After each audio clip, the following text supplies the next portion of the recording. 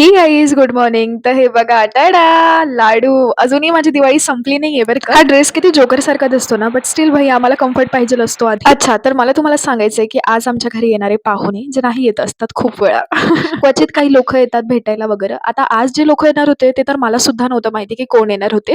मम्मीचे काहीतरी फ्रेंड्स या समथिंग त्याचं फ्रेंड ऑफ फ्रेंड असं काहीतरी होतं.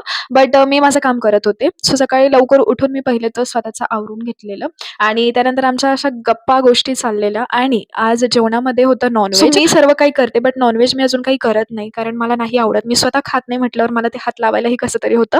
सो नॉन-व्हेजची भाजी मम्मीच करत होती. मी नॉन-व्हेज आधीपासूनच खात नाही, मला आवडत नाही, कारण खूप मला प्रयत्न करतात माझ्या घरचे खाऊ घालायला, खूप सारं प्रोटीन भेटतं म्हणून. बट स्टिल माझी कधीच इच्छा अशी होत पण मला त्या धाकाने रस्सा खावा लागतो, तर मी रस्साच खात असते. आणि बिर्याणी मला आवडते, बट बिर्याणी म्हटलं पण सेम मी फक्त भात-भात खाते आणि पीस वगैरे असं काही खात नसते. असो जास्त पर्सनल नाही जायचंय. जसं मम्मी भाजी करत होती, तर मी बाकीचं सर्व काही आवरून घेतलं, पसारा वगैरे. कोणी पाहुणे यायचं म्हटल्यावर ना, तर मला तर पहिली गोष्ट तर पसारा ह्यावरनं खूप टेन्शन येतं.